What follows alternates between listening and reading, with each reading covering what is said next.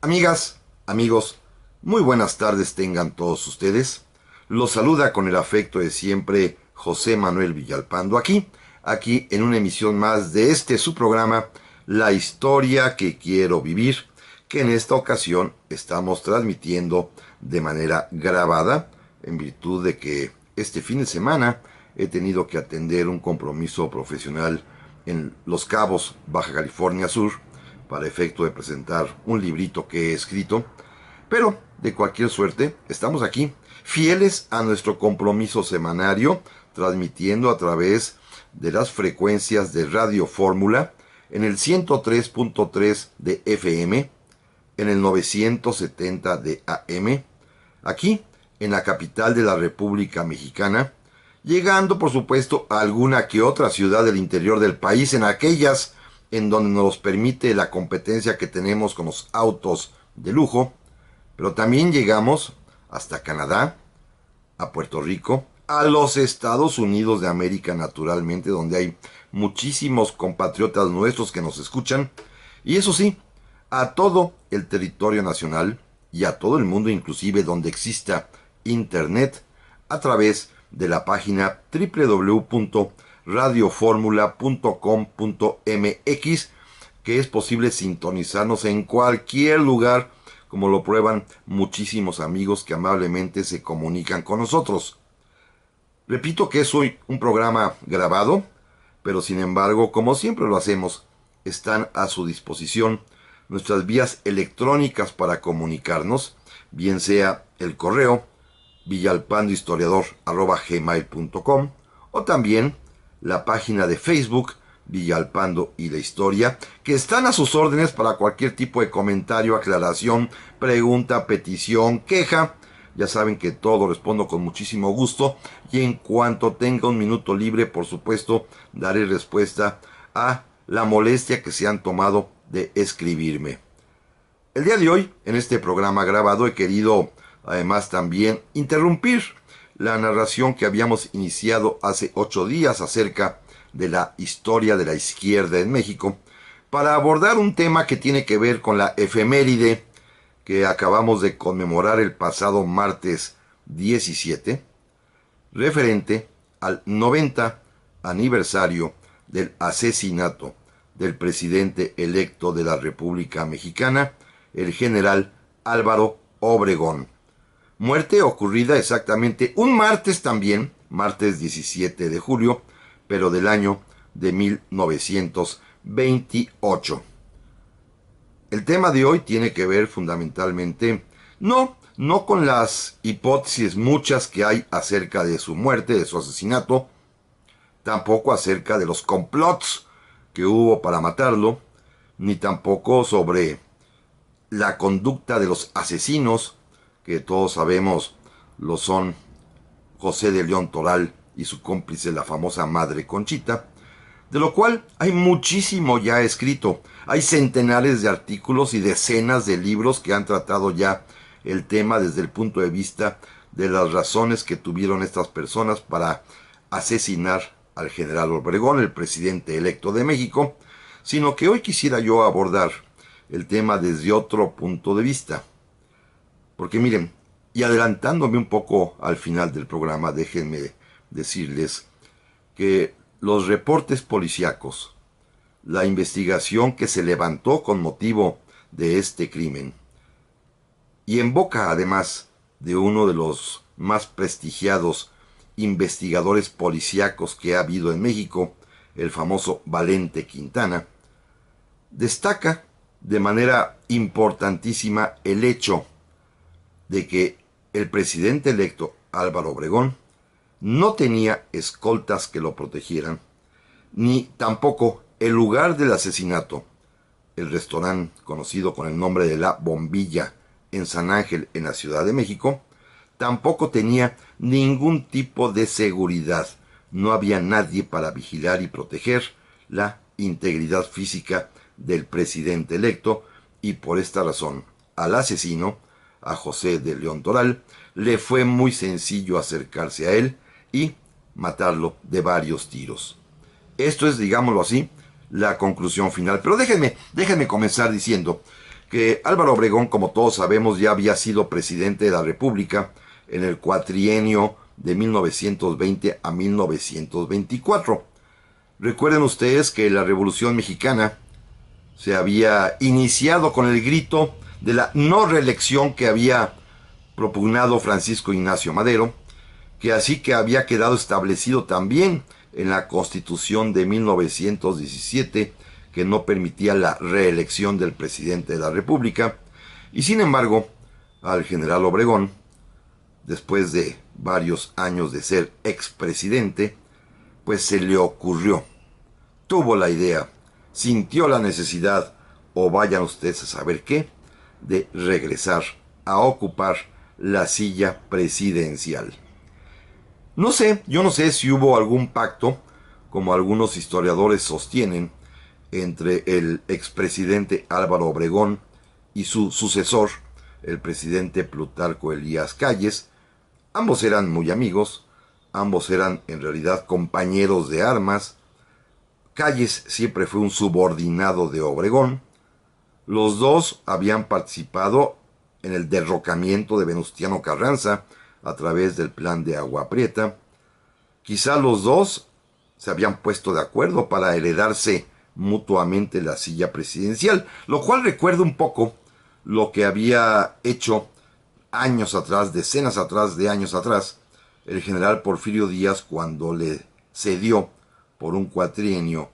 la presidencia de la República a su compadre, el también general Manuel González,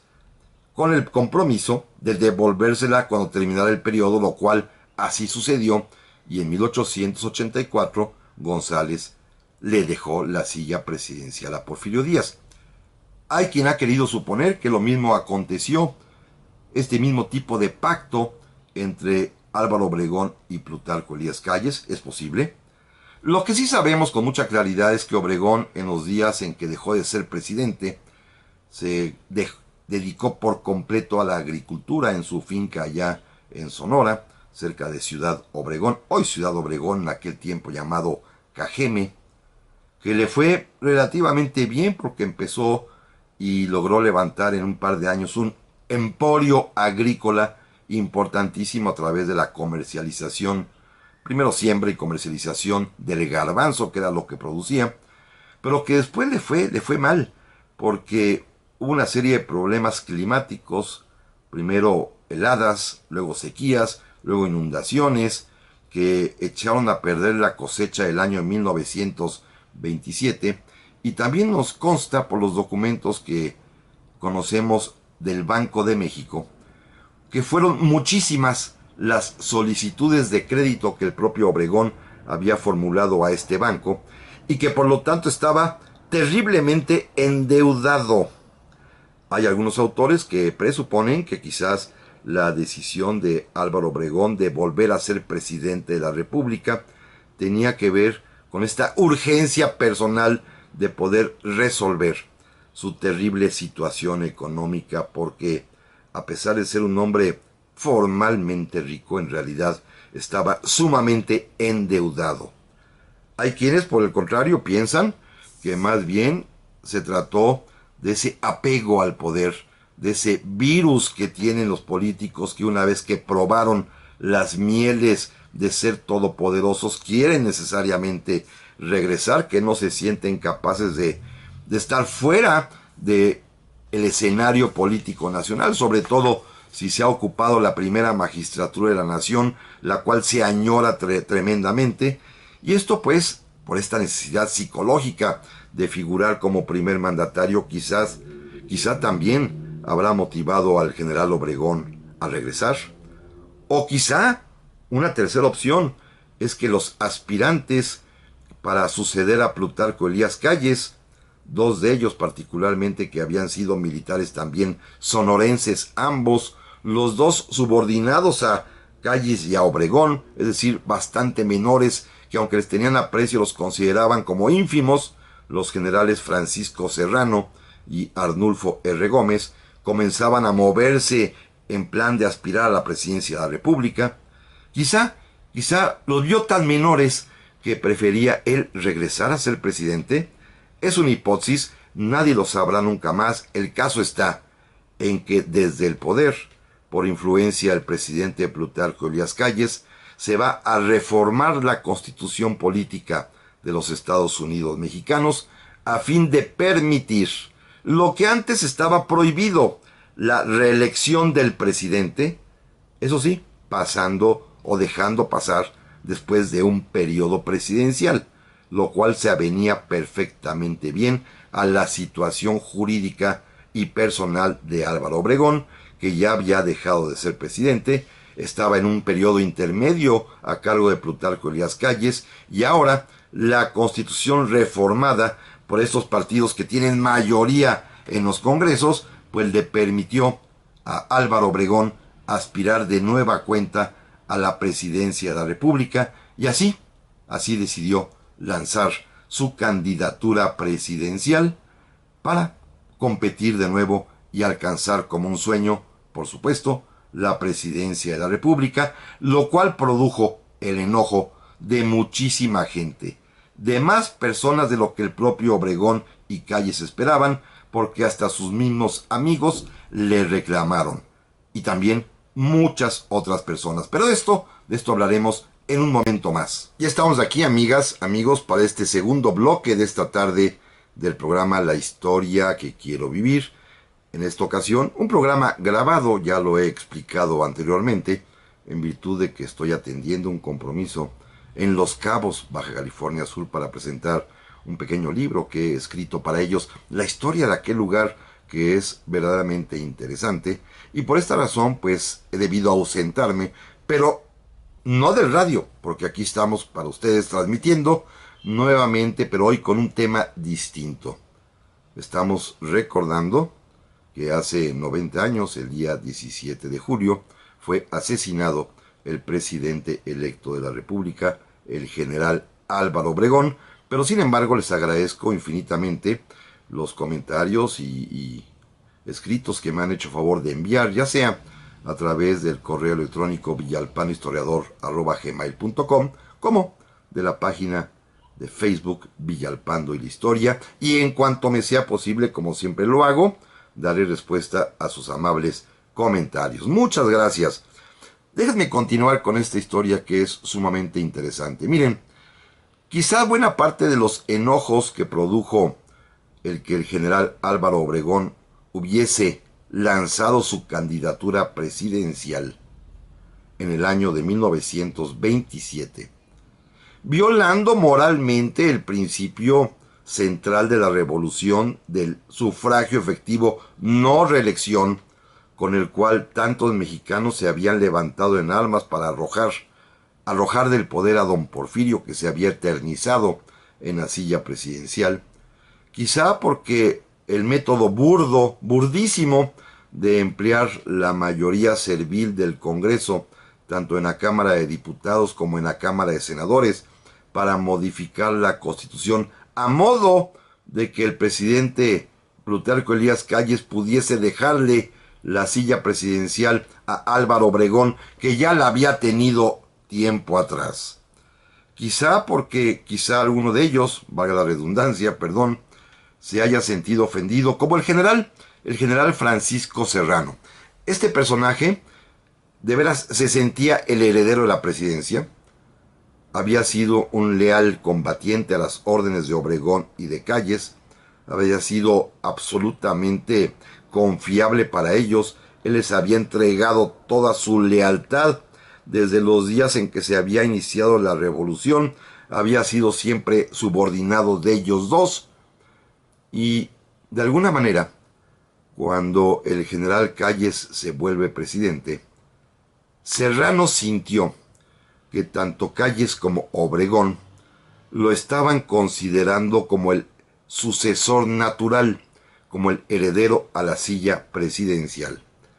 Inclusive hubo ciertamente algunos apapachos políticos. Por ejemplo, uno muy importante es que era público y notorio que el general Francisco Serrano tenía una vida personal bastante disipada. Era no solamente un hombre que tomaba demasiado, sino que además tomaba también muchas mujeres. Era fama los desórdenes que tenía en cuestiones de faldas y en cuestiones de bebida, y por ello, con la idea, fíjense qué interesante, de sacarlo de los escándalos públicos, tratar de, pues, controlarlo, reeducarlo, prepararlo para una tarea futura que bien podía ser la presidencia de la República. Tanto el presidente Calles como el expresidente Obregón decidieron enviar a Francisco Serrano a Francia para que estuviese allá con el pretexto de estudiar técnicas militares, pero en realidad para reformarlo, pulirlo y poderlo presentar dignamente, quizá como candidato a la presidencia de la República, viaje que fue pagado a costa de la hacienda mexicana, por supuesto, y con la única condición y obligación de que Serrano llevara a ese viaje a su señora esposa. Es decir, para que aprendiera a portarse bien. Y cuando regresó, pues él pensó, incluso se dijo que llegó a platicar con el presidente Calles y con el expresidente Obregón, y que Obregón prometió mantenerse en el retiro en su fundación agrícola que tenía allá en Sonora, dedicado al cultivo del garbanzo, y que le ofrecieron que él sería el siguiente presidente. Y Serrano se lo creyó. Quizá Obregón pensaba así de manera auténtica, no lo sabemos. Quizá la decisión de lanzarse de nueva cuenta por la presidencia sobrevendría después. Y eso es algo interesante también de considerar. Ya platicábamos en el bloque anterior las causas posibles por las cuales Obregón habrá decidido de nueva cuenta buscar la presidencia de la República. Pero sobre todo hay algo que resulta muy interesante y que el propio Obregón pues no sabía, pero seguramente sentía y percibía, y es que Obregón, a sus escasos 46, 47 años, cuando decide lanzar de nuevo su candidatura presidencial, es un hombre muy joven, pero sin embargo está muy acabado. En las fotografías que hay de él en ese tiempo, ya se nota con el cabello absolutamente encanecido, blanqueado por completo, los bigotes y la barba igual, además de que tiene un peso muy enorme, un volumen corporal bastante notable, está muy gordo para decirlo con palabras muy claras, y él no lo sabe, pero seguramente se siente cansado, seguramente se sentía pesado, y una vez que muera, en las autopsias que se le hacen al cadáver, los médicos legistas harán un descubrimiento verdaderamente sorprendente. Al presidente electo Álvaro Obregón le quedaban de cualquier suerte poco tiempo de vida, porque hallaron que sus arterias coronarias estaban tan taponeadas y atrofiadas que ya el ventrículo izquierdo del corazón no funcionaba perfectamente bien y que irremediablemente en poco tiempo sufriría un colapso cardíaco que seguramente por la edad tan joven que tenía le provocaría la muerte. Por cierto, y vale la pena, este tema, que es un tema pues muy típico de la historia de México, el asesinato de Obregón, que tiene mucho más que ver, como he comentado, y ha motivado mucho más curiosidad y más morbo la conducta y la vida de los asesinos que lo que pasó exactamente con el presidente electo ese día, ha sido tratado magistralmente en dos libros que les recomiendo muchísimo. Uno de ellos se llama El General en la Bombilla, lo escribió un historiador de nombre Agustín Sánchez González. Es una crónica muy buena de lo que pasó ese día 17 de julio, con sus antecedentes, por supuesto, que les recomiendo enormemente. Lo publicó la editorial Planeta hace ya bastantes años, repito, de Agustín Sánchez González, El General en la Bombilla. Y el otro que me parece espléndido, que yo creo que no hay ninguna biografía de tan alta calidad, otra más de Álvaro Obregón, que esta que les voy a recomendar, de mi querido amigo y respetado historiador don Pedro Castro, Álvaro Obregón, Fuego y cenizas de la Revolución Mexicana, de Editorial Era. No se lo pierdan, es una biografía verdaderamente exhaustiva, espléndida, y toda la parte final donde se narra la muerte de Obregón, verdaderamente va uno de sorpresa en sorpresa con lo que va uno encontrando en estas páginas, repito, escritas por don Pedro Castro, un gran historiador mexicano, y el libro se titula Álvaro Obregón, Fuego y cenizas de la Revolución Mexicana, de Editorial Era. Valen mucho la pena. Bueno, decía yo, bueno, que se sintió engañado porque a la mera hora, quizá creyendo que la promesa era real, no se dio cuenta que Obregón era un político bastante taimado, que mentía a diestra y siniestra, pues finalmente Serrano decide, enojado, lanzarse a la contienda presidencial, y lo mismo va a hacer también el general Arnulfo R. Gómez, un veterano inclusive de la huelga de Cananea, también sonorense, que él va a ser postulado por el partido antireeleccionista, el mismo partido que originalmente había postulado a Madero. El propio Serrano también comienza sus trabajos en pos de una candidatura presidencial, y lo que sí sabemos con toda precisión es que tanto el general Álvaro Obregón como el presidente de la República, Plutarco Elías Calles, decidieron eliminar a los dos contendientes con el pretexto de una asonada militar que supuestamente sería encabezado por ellos, y con ello pues decidieron matarlos. Así de sencillo. Arnulfo R. Gómez lo fusilan y lo capturan en Veracruz, y todos sabemos el triste destino que tendrá Francisco Serrano, capturado en Cuernavaca con sus amigos el día víspera de su santo, el 4 de octubre de ese año de 27, y después será ejecutado junto con este grupo de personas en la famosa tragedia de Huitzilac, en donde fueron todos ellos acribillados. Cuentan también que cuando Serrano, pues una vez fue muerto y fue trasladado el cadáver hasta el castillo de Chapultepec, donde estaba visitando Obregón a Calles, el propio don Álvaro pidió ver el cadáver, lo llevaron hasta donde estaba, lo destapó, lo miró a este hombre que antes era su amigo, que había sido su subordinado, que había sido un hombre de su confianza, y al levantar simplemente el zarape con el que venía cubierto el cadáver de Serrano, Obregón, que era muy sarcástico y muy irónico, simplemente le dijo: «Qué feo te dejaron, Pancho». Y pues simplemente Obregón ganó la presidencia sin tener ningún contrincante, de manera abrumadora. Pero de esto platicaremos, amigas y amigos, en un momento más. Ya estamos aquí, amigas, amigos, para este tercer bloque del día de hoy del programa La Historia que Quiero Vivir, en una emisión grabada, en virtud, como ya lo expliqué, de que he debido atender el compromiso de presentar un pequeño librito mío que he publicado con la historia de los Cabos Baja California Sur. Pero sin embargo he estado atento, y lo estaré y responderé con todo gusto en cuanto me sea posible a sus amables comentarios y mensajes que me hagan favor de escribir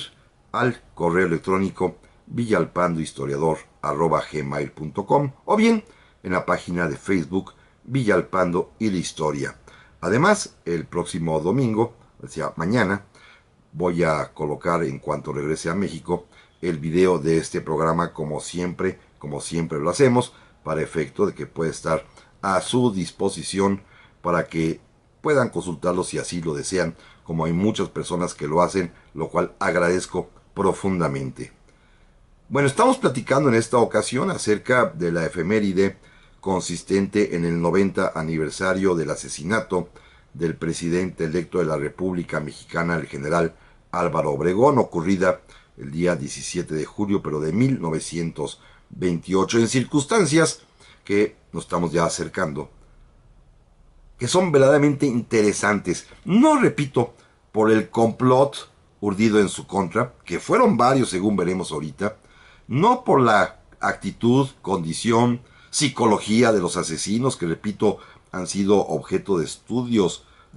importantísimos, como uno reciente que comentábamos hace algunas semanas en el programa, de Mario Ramírez Rancaño, un gran historiador que escribió un libro verdaderamente muy interesante sobre la madre Conchita,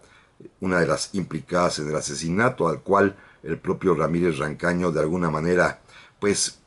deslinda de los sucesos, la consideró una víctima tanto de la jerarquía eclesiástica como de la necesidad que tenía el gobierno de achacar el crimen a la Iglesia Católica. No nos interesa el día de hoy eso, sino saber qué fue lo que permitió que el asesinato fuera posible. No por qué mataron a Obregón, sino por qué pudieron matar a Obregón, que es la pregunta clave en este día. Decíamos finalmente en el bloque anterior que liquidada la oposición, encarnada por los generales Francisco Serrano y Arnulfo R. Gómez, los dos fueron ejecutados inmisericordiamente, fueron vilmente asesinados, lo cual evidentemente va a dejar un recelo en muchísimas personas por la conducta atrabancada, dictatorial y asesina de Calles y de Obregón. Pues finalmente en las elecciones presidenciales de 1928, sucedidas el día 1 de julio, pues Obregón va como candidato único, no tiene contrincantes, gana de manera abrumadora la elección, sin nadie al frente por supuesto, y será declarado presidente electo. Sin embargo, ya ganó la elección presidencial, pero Obregón tiene muchas preocupaciones. Miren, una de ellas es que Obregón, estando allá en su finca, en Sonora, en Cajeme, hoy Ciudad Obregón, se enteró de que el propio presidente de la República, su subordinado fiel Plutarco Elías Calles, estaba un tanto cuanto molesto con la posibilidad del retorno de Obregón. Ya saben, cuando se llega al poder, pues ya no se quiere soltar. Y Calles seguramente estaba tan engolosinado que le molestaba el retorno de su antiguo jefe Álvaro Obregón.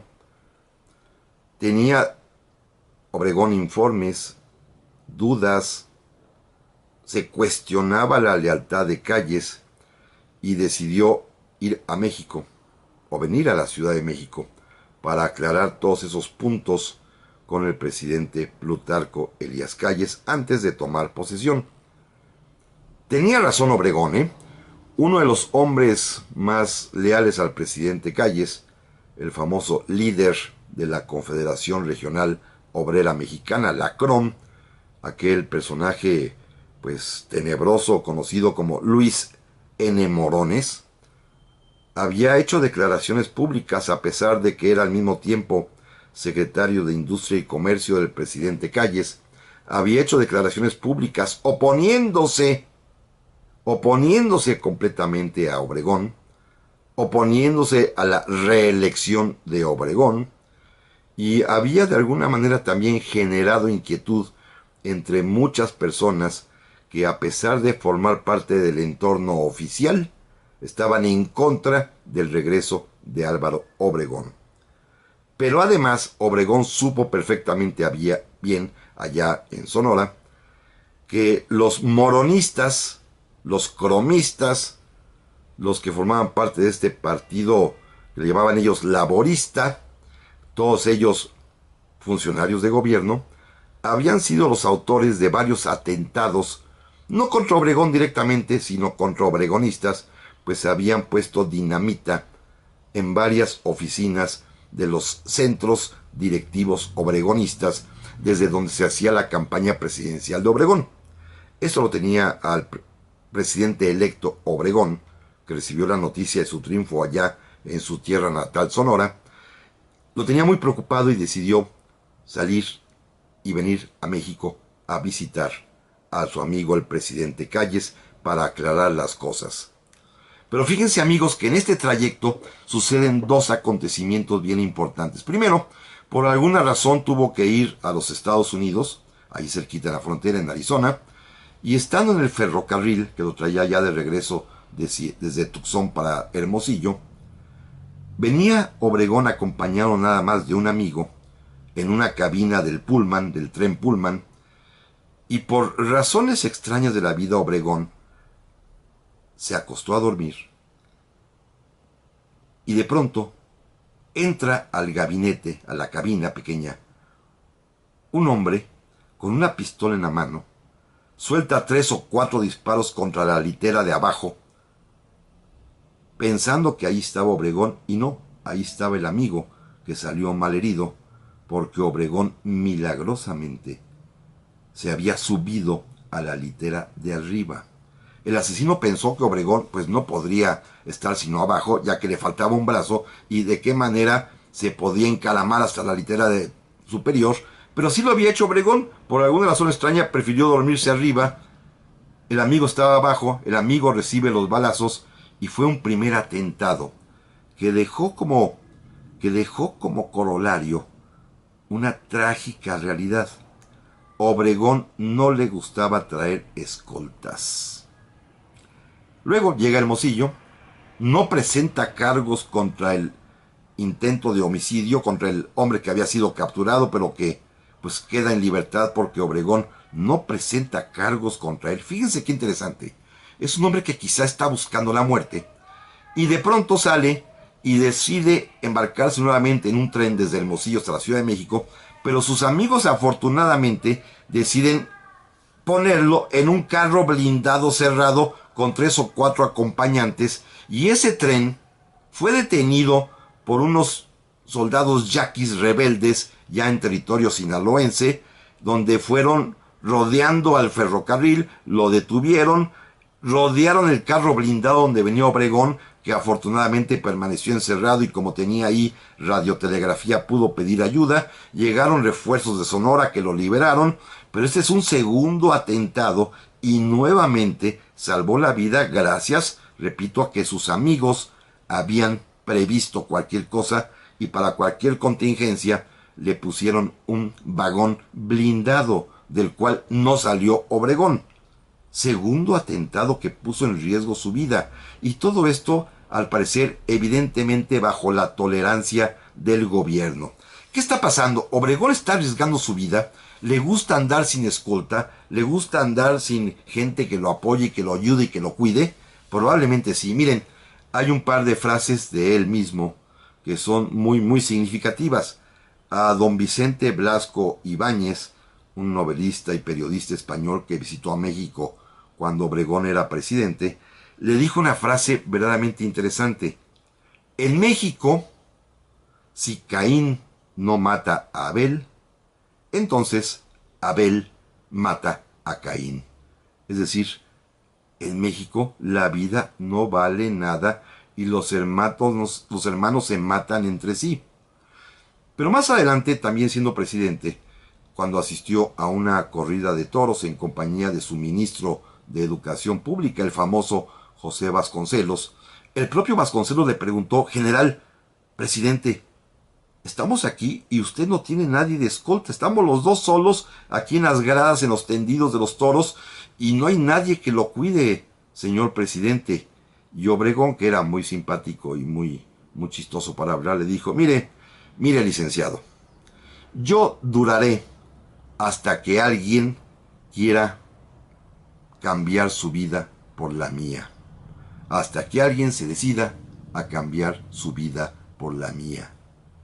Porque no usaba escoltas, no usaba ayudantes, no había protección por donde él andaba. Le gustaba andar suelto, le gustaba andar libre, sin cuidado de nadie. Y por lo visto, esta frase que Vasconcelos va a consignar en sus libros le va a resultar verdaderamente estremecedora. Que Obregón haya dicho: yo duraré hasta que alguien se decida a cambiar su vida por la mía, parecía sin duda alguna algo profético, porque nunca quiso ser protegido por escoltas, nunca quiso traer guardias a su alrededor, nunca quiso tener protección, ni la mínima, ni siendo presidente de la República, ni tampoco después siendo candidato o presidente electo. Pero de esto, amigas y amigos, hablaremos en un momento más. Ya estamos aquí, amigas, amigos, para este último bloque de esta tarde de La Historia que Quiero Vivir, en un programa grabado en virtud de que, como lo he comentado, estoy fuera de México atendiendo la presentación de mi más reciente libro, pero sin embargo, aquí presentes con ustedes como cada sábado en este compromiso de vida que tengo yo hacia la comunicación radiofónica, hacia la historia por radio, hacia ustedes, que son quienes hacen posible que este programa subsista y exista y ya se esté enfilando hacia nuestro 5º aniversario aquí en Radio Fórmula. Esto es la historia que quiero vivir. Repito, gracias por sus comunicaciones que en cuanto me sea posible atenderé, que me hayan llegado tanto al correo villalpanhistoriador@gmail.com como también a la página de Facebook Villalpando y la Historia. Se los aprecio enormemente y vamos hacia el tramo final de este programa en el que estamos recordando desde un punto de vista de la seguridad del hombre que fue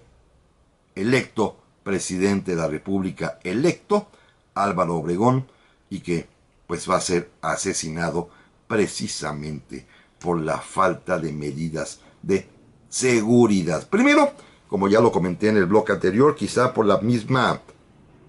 decisión personal de Álvaro Obregón de no tener escoltas. Quizás estaba convencido de un destino fatal, probablemente. Esta frase que le dijo a Vasconcelos de que él va a durar hasta que alguien decida cambiar su vida por la suya, una vida por otra. Quizá porque en su fuero interno se sentía ya mal. Ya platicábamos que pues finalmente el hombre tenía una seria afección cardíaca que irremediablemente lo mataría. También quizá porque pues era simplemente un hombre que consideraba su destino el morir trágicamente. No lo sabemos.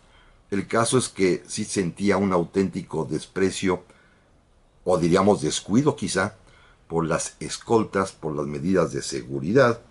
Y de esta manera pues ya fue víctima, como ya lo platicamos en el bloque anterior, de un par de atentados, ambos en un ferrocarril. Uno cuando disparan en contra de la litera donde se supondría que estaría dormido, y otro cuando fue rodeado y casi secuestrado por los yaquis sublevados en Sinaloa. Pero pues no fue así, no pasó nada en esos días. Cuando estaban en plena campaña electoral en una visita que hizo a la Ciudad de México, el candidato entonces Álvaro Obregón fue víctima de otro atentado que este sí es muy famoso, el que fue protagonizado, ejecutado de la autoría intelectual del ingeniero Segura Vilchis, Luis Segura Vilchis, que era un profesional que trabajaba para la Compañía de Luz y que en unión de otras personas que formaban parte de la Liga de Defensa Religiosa, particularmente los hermanos Humberto y Roberto Pro, que tenían a su vez un hermano sacerdote, el famoso Agustín Pro Juárez. En unión de estos dos hermanos, porque el sacerdote parece ser que no tuvo nada que ver, aunque de alguna manera avalaba la conducta de sus hermanos, decidieron atentar contra la vida del candidato Álvaro Obregón, que igualmente se desplazaba por la Ciudad de México sin ningún tipo de medida de seguridad. Tenía que ir a los toros, le gustaba mucho la fiesta brava, pero antes de pasar a la plaza de toros decidió darse una vuelta por el bosque de Chapultepec. Iba en su automóvil con el chofer, él, un par de amigos nada más, y ninguna otra medida de seguridad, lo cual pues fue perfectamente percibido por Segura Vilchis y sus cómplices, que en otro automóvil se acercaron al automóvil que conducía a Álvaro Obregón, le arrojaron una granada que por torpeza de los propios intentos de asesinos, estos presuntos asesinos, pues falló, cayó en el piso, rebotó y explotó ya fuera del alcance del automóvil, aunque el propio Obregón recibió un pequeño rasguño, la parte de atrás del automóvil sí se dañó, pero estos hombres alcanzaron a escapar con tan mala suerte que los descubrieron al poco tiempo, porque pues al candidato no le pasó nada, pero sí los alcanzaron a ver. Es decir, fueron también unos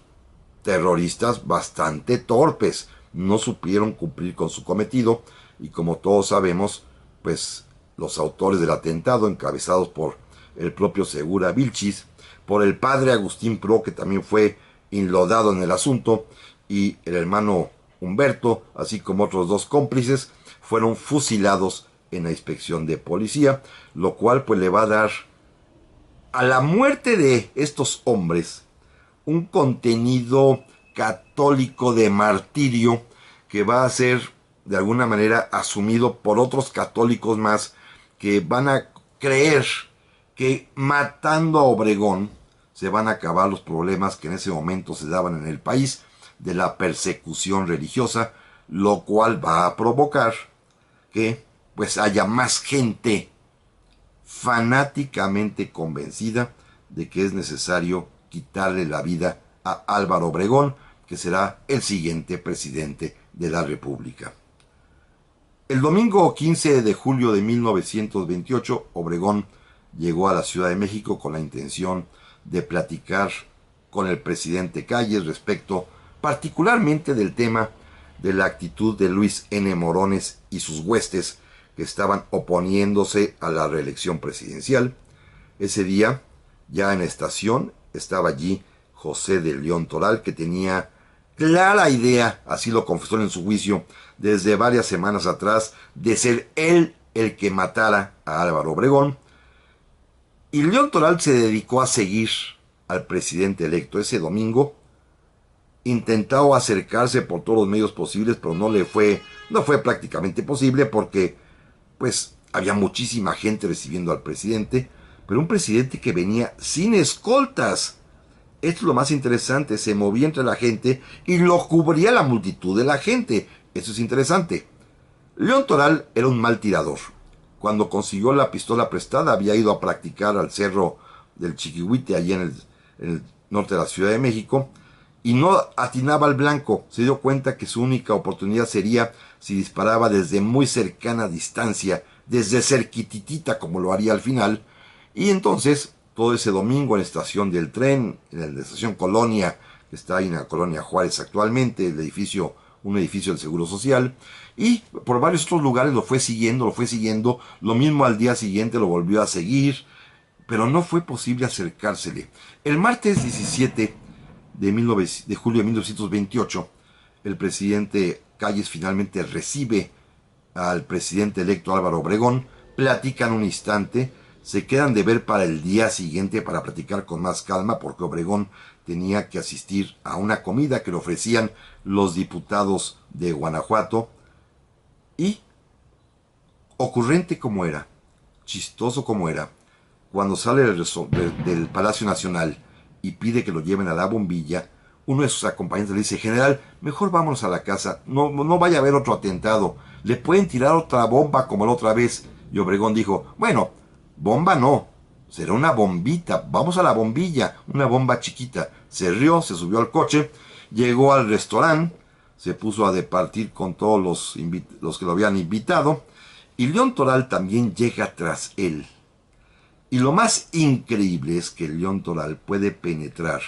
hasta el salón mismo donde se desarrolla la comida sin que nadie le pregunte ni quién es, ni qué hace ahí, nadie lo revisa, nadie lo cachea para poder tocar su cuerpo y palpar su cuerpo a ver si trae algún arma. Nadie se toma la molestia de revisar nada porque Obregón está entre sus amigos, sus acompañantes, no tiene ninguna escolta, y por ello cuando León Toral se acerca fingiendo ser un dibujante, ha hecho algunos trazos, unas caricaturas, le va a mostrar la que ha elaborado para el propio Obregón. Obregón llega por atrás, León Toral le toca la espalda, Obregón voltea muy sonriente para ver la caricatura, y en ese momento León Toral le suelta 6 balazos.